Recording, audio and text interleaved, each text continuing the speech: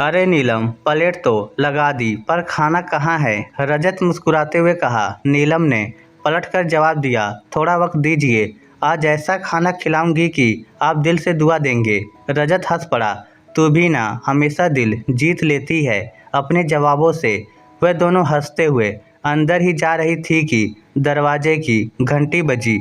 रजत दरवाज़ा खोला। सामने एक औरत खड़ी थी, पर इस बार उसकी साड़ी की जगह एक नीट सूट था। हाथों में टिफिन का डिब्बा और आंखों में आत्मविश्वास। रचना। रजत की आंखें हैरानी से भर गई। नीलम, ये देखो कौन आया है। रजत ने बोला। आओ आओ रचना। अच्छा, तो तुम रचना का इंतजार कर रही थी? हाँ जी। और नीलम मुस्कुराने लगी। सर अंदर चले, आप सबसे बहुत कुछ बताना है। पर पहले खाना खाइए, आज आपके लिए कुछ खास बनाया है। टेबल पर सब जमा हुए। नीलम, रजत और उनके दोनों बच्चे। रचना ने खुद परोसा। वही राजमा, वही स्वाद, वही सादगी। लेकिन अब उस स्वाद में संघर्ष की तपिश और आत्मसम्मान की मिठास भी थी। रचना, ये स्वाद बिल्कुल वैसा ही है जैसे उस दिन था जब तुमने पहली बार हमारे घर में बनाया था, याद है? हाँ दीदी, वह दिन मैं कैसे भूल सकती हूँ। उस दिन की वजह से ही आज मैं यहाँ खड़ी हूँ। आपने कहा था तेरे हाथों में जादू है, कुकिंग का काम क्यों नहीं करती? तुम्हें तो किसी अच्छे रेस्टोरेंट में कुक का काम मिल जाएगा।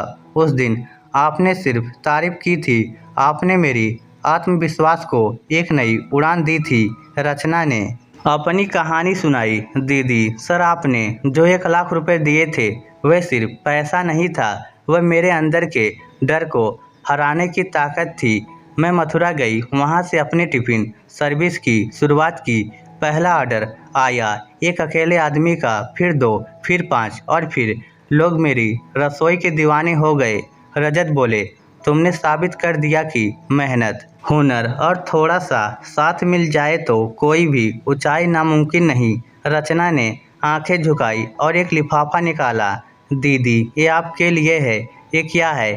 5 लाख का चेक। रचना, तू पागल हो गई है क्या? हमने तो बस मदद की थी, बहन की तरह देखा था तुझे, और मैं भी तो बहन की तरह लौटा रही हूँ। यदि आपने मदद नहीं की होती तो आज भी मैं किसी के घर में झाड़ू पोछा ही कर रही होती।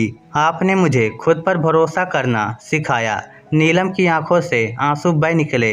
उन्होंने रचना को गले लगा लिया। हम तो बस तुम्हारी हिम्मत बनना चाहते थे, लेकिन तुम तो मिसाल बन गई। रचना मुस्कुराई।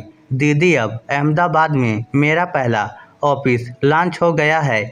एक अमेरिकन कंपनी के साथ पार्टनरशिप की है, और अब अगला कदम है अपना होटल खोलना है। रचना, अब तो तू हमारी पहुंच से बाहर हो जाएगी। नीलम ने चुटकी ली।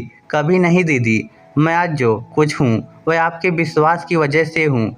जब भी आप कहेंगी आपके लिए अपने हाथों से खाना बनाकर लाऊंगी। इस स्टोरी को लेकर आपकी क्या राय है? नीचे कमेंट करके हमें ज़रूर बताइएगा। धन्यवाद।